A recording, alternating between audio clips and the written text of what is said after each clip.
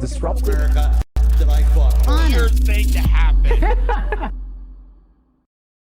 Hello, one and all. Welcome to this edition of Kitz Corner. It's been a fantastic day so far. So it was recently Mother's Day, and I thought in the spirit of celebrating all mothers, why not look into the queen mother of all warmongers. Miss Hillary Rodham Clinton is back, ladies and gentlemen. She has crawled from the caverns of upstate New York to be on Morning Joe. I'm not kidding you. She's back, ladies and gentlemen. She has crawled from the shadows of upstate New York to scare the bejesus out of the MSNBC viewing audience because the youth are at it again.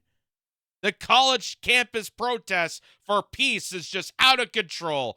And Joe Scarborough, alongside Hillary Clinton, is going to scare its feudal audience into thinking that these college kids that just want peace in the Middle East, they don't want their tax dollars and America to sacrifice almost everything to continue on wars that's been around for longer than they've been alive, and just want some sort of diplomacy. Watch what happens here. This is just insanely crazy. I want everybody to know what I'm about to talk to you about happened before October 7th. I'm going to talk about radicalism on college campuses. Sort of radicalism that has mainstream students getting. I love how they're presenting this as like this is a brand new thing. Like, oh my God, college kids protesting on campus about ending wars.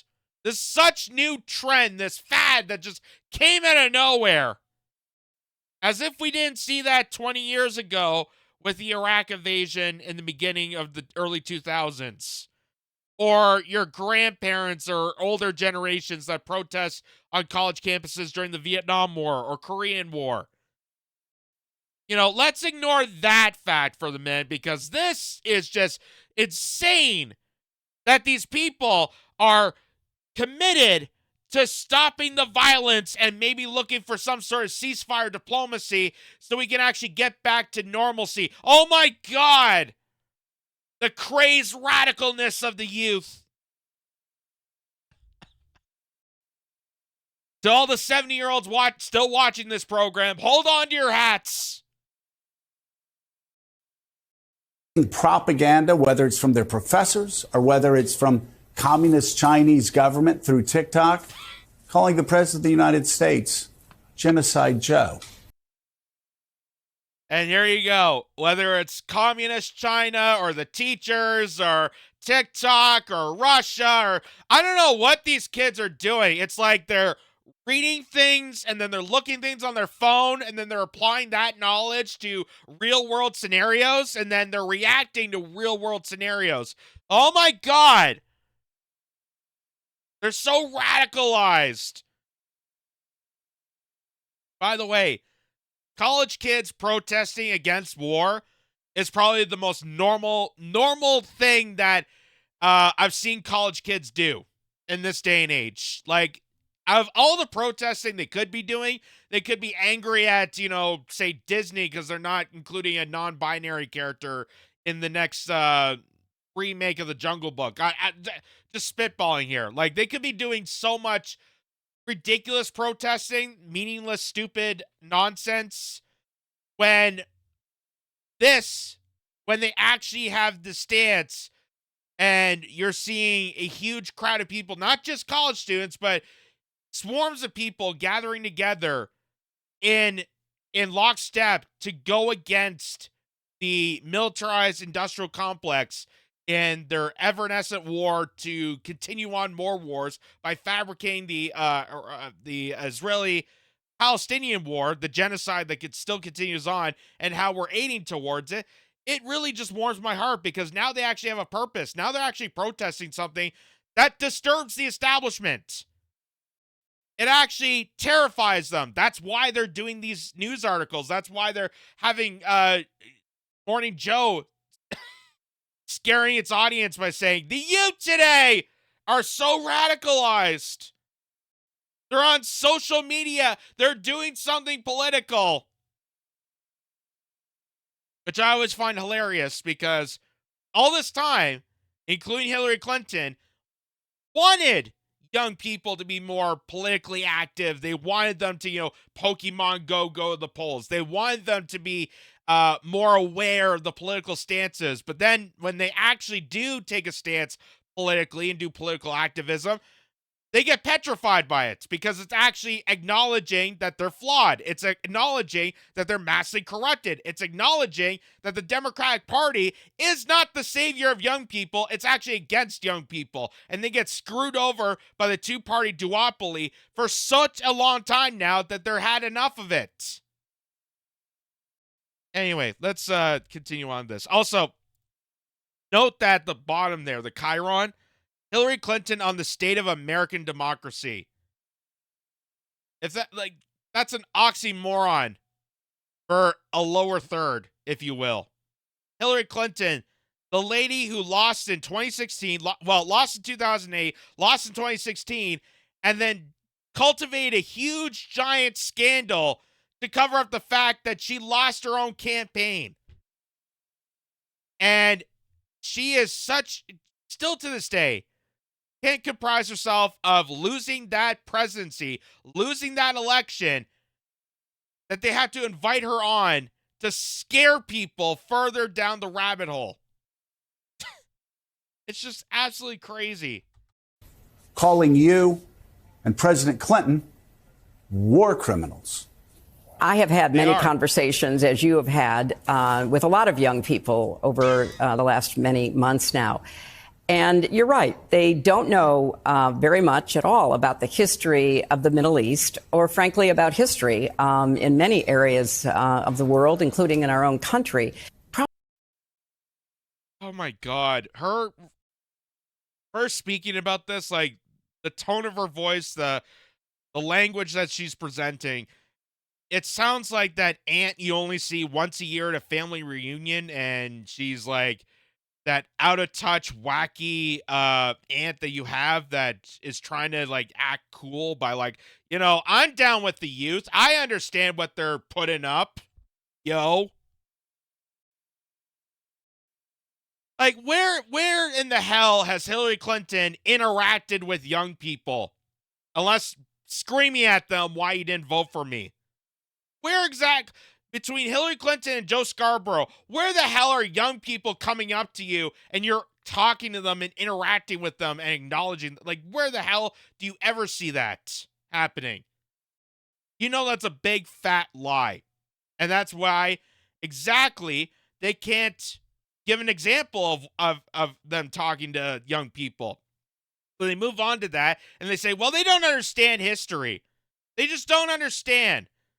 If only there was some magical device that they can look up on, say, their phones and then see the history, see what's actually unfolding, and learn a thing or two, and then apply that to a situation and find out what they could do actively to stop the horrific genocide that's happening overseas.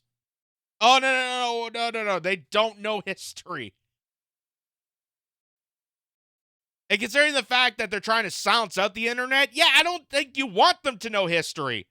I think you, Hillary Clinton, and Joe Scarborough, and Joe Biden, and Kamala Harris, and the rest of the deplorables in Congress, they don't want people to know history. They don't want people to learn. Because if you learn about history and understand why the hell this is happening, you know that this is all complete BS. That this is all manufactured from day one. And that's why they want to ban TikTok. That's why they want to seize control of the internet, big tech companies. And that is why they're gang tacking on young people that are able to access more of the digital age than the older generation. Propaganda is not education. Propaganda, on whether it's TikTok or in the classroom, is actually the opposite of education. Anybody who is teaching in a university or anyone who is putting content on social media should be held responsible for what they include and what they exclude. So should we not hold you accountable for all the conspiracies that you made up? How about the last couple of years of Russiagate that nobody's holding you contempt of? How about you? The fact that you built up Donald Trump in the Piper strategy to go against him, and you lost to him, and because you lost to a game show host, how pathetic you are as a politician, you made up a huge, giant conspiracy cultivated with the intelligence agencies to scare America, to say that your election was hacked by Russia and a bunch of memes. Why are we not holding you accountable for the stuff you're putting up, Miss Clinton? Why are we not holding you accountable? But someone like me, who's showing you articles and finding out facts, looking behind the headlines, I apparently have more responsibility than someone who's actually in power, who has resources, who has control over the country. Like, it's such the insanity of these people, the psychoticness of these people. These are narcissistics to the bone, and they're blood-sucking, blood-curdling, stereotypical assholes, if you will.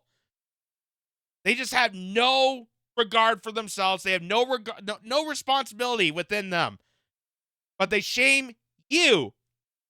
They shame you, the person that's going on the internet and researching yourself for educating yourself on what's happening over there. Because let me tell you, they're not telling you what's happening over there. They're not telling you how Israel's... They're just... If you question any of it, you're considered an anti-Semite. You're not allowed to find out why Israel was established, why exactly that territory, why exactly the CIA was involved in the establishment, and why exactly the CIA, Rothschild, and the British Empire orchestrated this exact location to monitor and watch the Middle Eastern territories. Why exactly that area that they had to overthrow Palestine and take its land? And so much of what we're seeing, particularly on TikTok, about what's going on in the Middle East is woefully false, but it's also incredibly slanted, pro-Hamas, anti-Israel. Again, this is right from the ADL. This is right from, the lobby groups. This is basically a PSA written by Israeli lobby groups and the IDF, presented to you as some sort of, oh, don't ever research, don't look behind the cover. Because if you do, you're considered pro-Hamas, you're considered pro-terrorist, you're considered part of the problem, you're considered an anti-Semite. You're pro-terrorist, you're evil. You're evil for America. Coming from the queen of all warmongers. And let's dive into a little history. Let's educate the young people on exactly who Hillary Clinton has been throughout this whole time.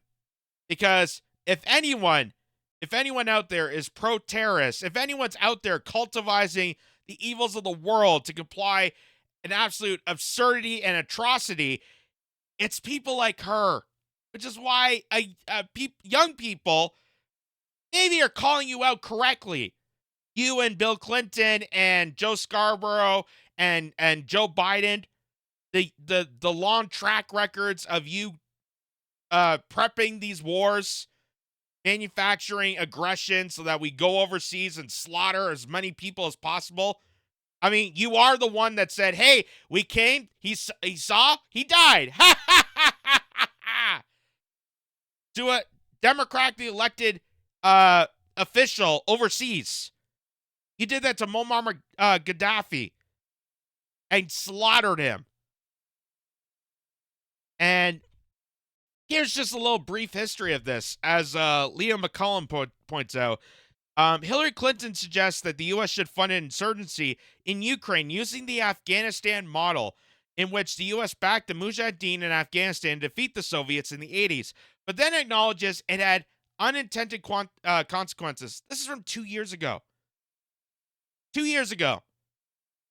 She's admitting that we had to intervene in Ukraine and install a puppeteer government, install a puppeteer military force, which is the Azov Battalion, a white supremacist group, to overpower the power structure in Ukraine so we can advance warfare in Russia. This is her admitting this. on MSNBC. Watch this. But remember, the Russians invaded Afghanistan back in 1980. And although no country went in, they certainly had a lot of countries supplying arms and advice and even some advisors to those who were recruited to fight Russia. It didn't end well for the Russians. There were other unintended consequences, as we know. But the fact is that other unintended consequences, like, you know, the fact that we created ISIS and Al-Qaeda, that we had to go intervene and then fight them. So fighting our own creation, I guess that's an unintended consequence. Oopsie. It was like, I don't know, maybe we just wanted to create a terrorist group so that we could have a war on terror. Have you ever, like, maybe thought of that?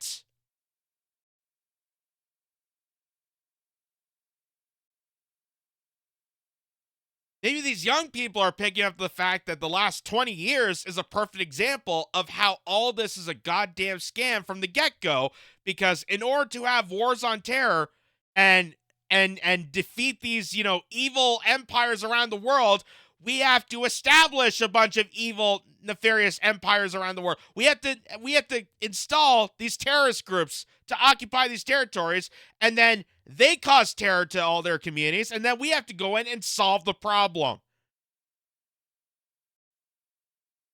It's almost like we were warned this back in the 50s, that the military-industrial complex, the contractors, the bankers, the big tech companies, big oil, they all gather together to manufacture these wars of aggression towards countries, manipulate people into fighting each other and slaughtering each other, using us, using us as collateral to advance the global empire, to advance the global geopolitics of overthrowing countries, taking their resources, and holding that towards the top 1% of the world. And then they go in and solve the problem, and military contractors get a huge skyrocketing bonus to that. Their stock numbers go way up. As Wolf Blitzer once said on CNN, think about the jobs. We got to keep wars going, because think about the jobs. How else are we going to manufacture a bunch of nukes if we all just love each other? If we all actually respect and adore and treat us like human beings? Oh my God, can you imagine that? The world actually having civility? We can't have that. We can't have that. So, this is back in 2010, where Hillary Clinton once again admits that she is the problem of creating these terrorist groups. She is the queen mother of installing these heinous groups around the world to inflict violence on other civilians, that we continue on these wars. Julian Assange, as he points out, the whole point of these wars is continuous. They don't want solutions. They don't want a resolution to solve the war. They don't want war to ever end. That's why they have to go on MSNBC and scare the bejesus out of you. That's young people that are the cause of your problems. Young, the youth, on their phones, researching things. They're the problems. They're the problem that's happening with America. They're not just going with the flow of, you know, bombing and destroying villages and then having to deal with the consequences. You know, the trillions of dollars that have been wasted on waging warfare and slaughtering countries. So, here's back in 2010 on Fox News, Hillary Clinton admitting this on national television. To be fair, we had helped to create the problem we're now fighting. How? Because when the Soviet Union invaded Afghanistan, we had this brilliant idea that we were going to come to Pakistan and create a force of mujahideen, equip them with Stinger missiles and everything else to go after the Soviets inside Afghanistan. And we were successful. The Soviets left Afghanistan, and then we said, great, goodbye, leaving these trained people who were fanatical in Afghanistan and Pakistan, leaving them well armed, creating a mess, frankly, that at the time we still in communications with the intelligence agency because we needed that group to still be around to surveil, monitor, and track the progress of destroying within the country of Iraq and Afghanistan, Libya and Syria, and all these other nations that we want to intervene, mostly for natural resources. We need these terrorist groups to be our eyes and ears. Just like how strategically Israel's in the perfect spot because it can monitor all the other nations surrounding it, making sure that they're in place of the Western Empire. But do you see why so many people are standing up finally to the big giant war machine? The fact that 20 plus years has now compiled people to realize that this is all complete BS. That's people like her that are real, that they are the terrorist supporters. They are the terrorist installers. Not young people getting radicalized off of TikTok, but politicians that actually push funding for this. And they want to push funding for this because then if we create a terrorist group, then guess what? We'll have to fight that terrorist group later on, and then we could have a war, and then military contractors will have to have a bang for their buck on creating these weapons of mass destruction to slaughter people. Yay! And it's all you suckers that have to pay for it. All of us that have to be the collateral for sick, twisted mindset like Hillary Clinton, who thinks this is a game of risk. Oh, there's no consequences here. So what if we have, terrorists running around chopping the heads off people? Who cares? This is why people are calling you out, Hillary. Not because they're crazy, radicalized, by their professors. Trust me, they could be protesting about woke shit all the time, but it's amazing that they're actually taking the opportunity to focus on very, very important key issue because this is actually impacting a lot of people. It's impacting the economy. It's impacting the fact that both Canada and the United States has funneled money to all these different nations. It's been money laundering ever since, and it is draining our resources. It's draining our economic stance. We are actually killing ourselves by doing this and jeopardizing the national security of our own state and the security of the rest of the world by doing this. And it's not just Israel. It's not just Israel-Palestine. It's also what's happening with Russia and Ukraine still to this day. It's also what they're trying to get Taiwan to fight China. It's also trying to start a civil war in Haiti. It's all this and more. So this has been a long time coming, and I'm so goddamn proud that finally, people are starting to speak out against the awful war machine that has cultivated this entire planet and pretty much just put us at risk of being mass slaughtered and killed off of this earth because of people like her. I'm so glad that people are starting to wake up to this. And the fact that she's willing to admit to this kind of seems on the same strategy as, guess what? The Prime Minister of Israel. So I guess there is kind of a bit of a back and forth friendship between these two nations. I guess that's where the allyship comes from, right? Other than just blackmail from the intelligence boards of Mossad and the CIA back and forth trying to blackmail each other to step within their agenda. But Netanyahu also did the similar thing. Money to Hamas, part of strategy to keep Palestinians divided. That's from 2019. That was before any of this happened. They were funneling money to this supposed terrorist group to keep them terrorizing citizens. They wanted this to happen from the get-go. Why? So that if we keep terrorizing citizens, they'll be complacent into the war agenda. Then we can mass slaughter a bunch of people and take over that nation. That's what they did in Afghanistan. That's what they did in Libya. That's what they're doing in Syria. They're still occupying parts of Syria. They're still occupying a lot of the Middle Eastern territories. We have over 1,000 military bases worldwide. Trust me, nothing that we are doing to other countries has anything to do with peace, has anything to do with diplomacy or making friends or allyship or humanitarian aid. None of it. Absolutely none of it.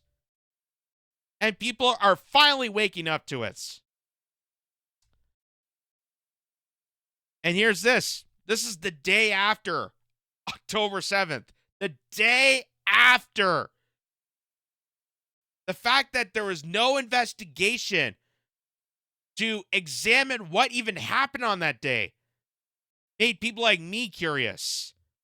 The fact that we were told that this horrific event was taken over by a bunch of terrorists who broke into a multi-trillion-dollar Iron Dome militarized zone and took hostages from a music festival, and there's no investigation off the bat to find out what happened on that day, made us all suspicious. Not because of anything to do with religion, anything to criticize the Jewish faith. There's nothing anti-Semitic about it, but the fact that there was no investigation to one of the most horrific acts that happened on that day. Isn't that something?